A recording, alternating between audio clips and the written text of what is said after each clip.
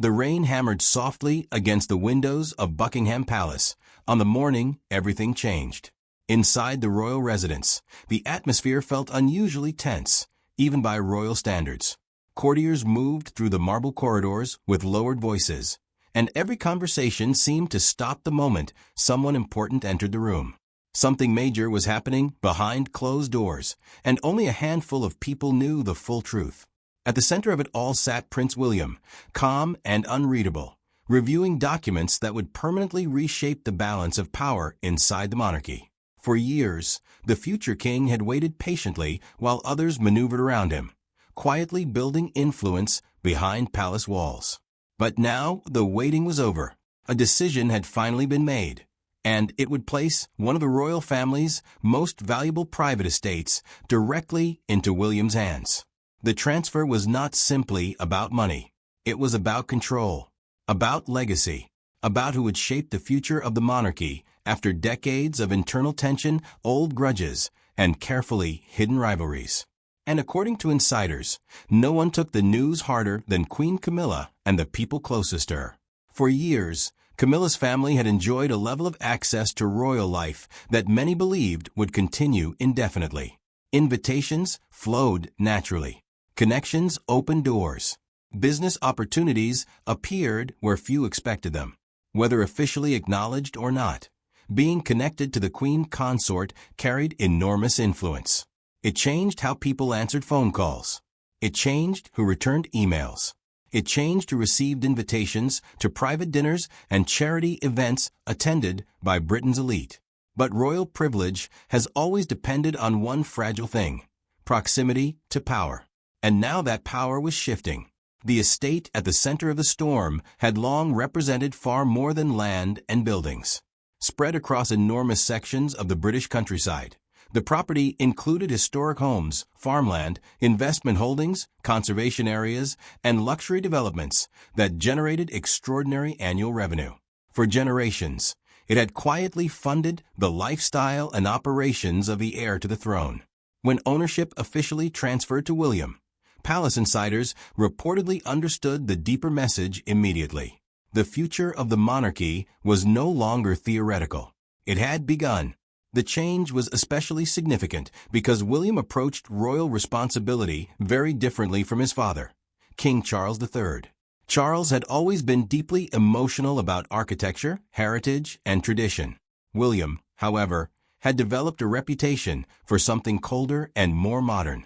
He preferred structure, efficiency, accountability, and once the estate became his responsibility, he wasted no time reviewing every contract, advisory position, and informal arrangement connected to it. That was when tensions exploded. According to palace rumors, several individuals with long-standing social or professional ties to Camilla's circle suddenly found themselves excluded from projects and discussions they had once considered secure. Consultants who expected renewals allegedly stopped receiving calls. Social invitations reportedly dried up. Long-standing assumptions about access began collapsing one by one. Inside royal circles, the message became impossible to ignore. William was tightening the gates. Some believed he was simply modernizing operations and reducing unnecessary influence. Others saw something more personal beneath the surface. After all, William had spent most of his life carrying the emotional scars left behind by the collapse of his parents' marriage. The public breakdown between Princess Diana and Charles shaped not only the monarchy, but William himself. While he has always remained publicly disciplined, many royal observers believe those memories never truly faded.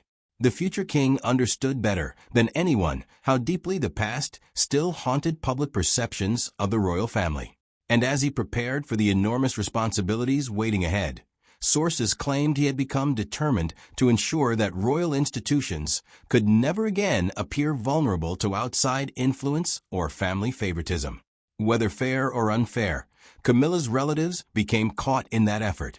The first signs of trouble emerged quietly.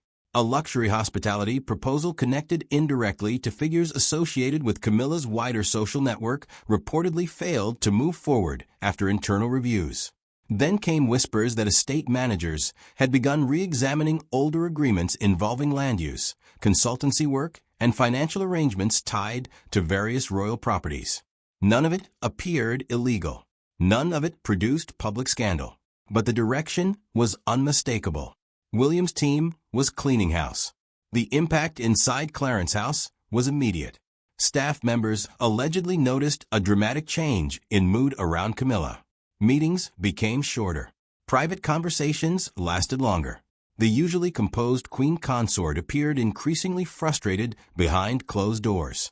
Friends close to her reportedly believed she felt blindsided. For decades, Camilla had fought one of the hardest image battles in modern royal history.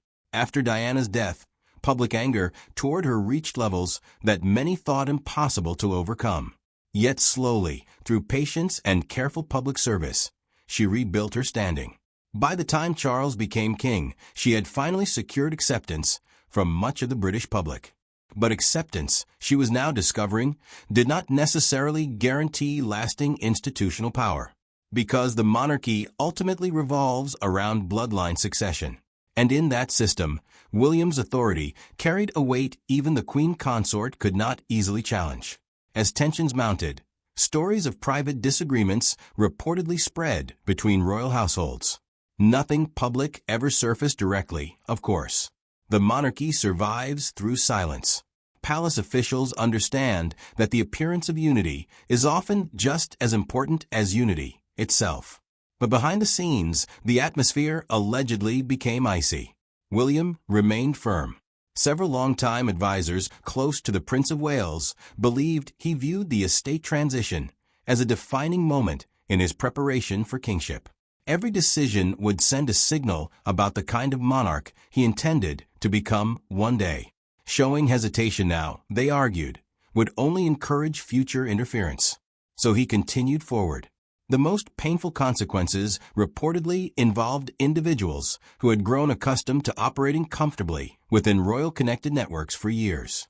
Some felt frozen out almost overnight. Others feared their influence had permanently evaporated. And anger toward Camilla herself quietly began growing.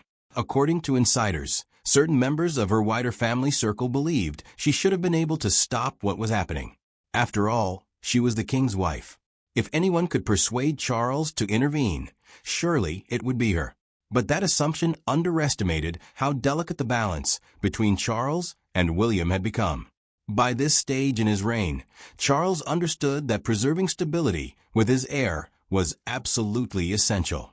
The monarchy had already endured years of turbulence involving public scandals, family divisions, and relentless media scrutiny. The last thing the institution needed was a visible power struggle between king and future king. So when pressure reportedly mounted for Charles to soften William's actions, the king faced an impossible choice: support his wife's frustrations, or support the future of the crown. Those close to the palace believed he chose the latter. One senior insider allegedly described Charles's position with brutal simplicity. He knows the monarchy cannot survive another internal civil war. That realization left Camilla increasingly isolated. The emotional strain reportedly became severe during several private family conversations. At one point, palace staff allegedly overheard raised voices behind closed doors after a difficult phone call involving one of Camilla's relatives. Though details remain unconfirmed, insiders claimed the discussion centered on fears that years of loyalty and discretion were now being rewarded with humiliation. For Camilla, the situation carried painful personal irony. She had spent decades trying to prove she belonged inside the royal institution. Yet now the same institution appeared to be drawing invisible lines around who truly counted as part of the monarchy's future. And those lines did not favor her family. Meanwhile, William continued projecting calm discipline in public. He attended events, delivered speeches, and carried out royal engagements without revealing any hint of internal conflict. Observers noted how controlled he appeared throughout the controversy. That restraint only increased speculation. Some royal commentators believed William's silence was strategic. By refusing to engage publicly, He prevented critics from framing the dispute as emotional revenge or personal hostility. Officially, every decision could simply be described as professional restructuring and estate modernization. Unofficially, however, many suspected deeper motivations. The memory of Diana still hovered over everything. People close to William have often described how fiercely protective he became of his mother's legacy as he grew older. He rarely speaks about private pain publicly, but those who know him reportedly understand how profoundly the events of the 1990s shaped his worldview. To William, preserving the monarchy's credibility may have become inseparable from protecting the legacy Diana left behind for him and his children. And that meant eliminating anything that could create perceptions of favoritism, divided loyalty, or competing family influence around royal assets. The estate transition therefore became symbolic of something much larger, the arrival of a new royal era. An era less sentimental, less forgiving, and far more controlled. Inside aristocratic circles, reactions were mixed. Some quietly admired William's decisiveness, arguing that modern monarchies survive only when boundaries remain clear. Others believed the speed and severity of the changes risked creating bitterness that could eventually erupt into public embarrassment. Because royal history has always proven one dangerous truth: disgruntled insiders can become extremely unpredictable. That fear reportedly intensified after rumors spread that certain members of Camilla's wider network possessed knowledge of old private royal matters stretching back decades. Most likely, nothing explosive would ever emerge publicly. The monarchy has survived countless rumors before. Still, nervousness inside palace walls reportedly grew. The greatest threat to royal stability has rarely come from outsiders. More often, it comes from wounded people on the inside who suddenly feel abandoned. As months passed, Camilla allegedly made multiple attempts to reduce tensions and reopen communication channels with William's household. Yet sources claimed those efforts produced little progress. The future king remained polite but distant. His decisions, it appeared, were final. That reality forced everyone around the monarchy to confront an uncomfortable truth. The transition of power from Charles to William had already begun long before any formal coronation could take place. Not publicly, not constitutionally, but practically. William was increasingly acting like a man preparing to inherit not just a throne, but total institutional control. And many within the royal establishment were already adjusting accordingly. Senior palace aides reportedly recognized that the younger generation of royals represented the monarchy's long-term survival. Public popularity strongly favored William and Catherine, Princess of Wales. Their image as stable, modern parents resonated powerfully both in Britain and internationally. That popularity translated into influence. Influence translated into authority. And authority eventually reshaped the institution around itself. For Camilla, perhaps the hardest realization was understanding that no amount of personal closeness to Charles could fully protect her position anymore. The monarchy always moves toward the future heir. Slowly at first, then all at once. William understood that better than anyone. By the end of the year, insiders claimed the atmosphere between the two royal households had settled into a tense but functional coldness.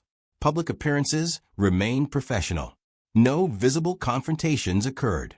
The royal machine continued operating exactly as designed. But beneath the polished surface, relationships had changed permanently. Trust had eroded. Lines had been drawn. And nearly everyone inside palace walls understood who now held the stronger hand. The irony is that none of this may ever be officially acknowledged. The royal family specializes in burying conflict beneath ceremony, tradition, and carefully staged smiles. Historians often discover the real stories decades later through letters, diaries, and private accounts. But even without official confirmation, observers can sense when power shifts inside a monarchy. This was one of those moments. A future king stepped forward and asserted control over one of the crown's most important private institutions. A queen discovered the limits of her influence.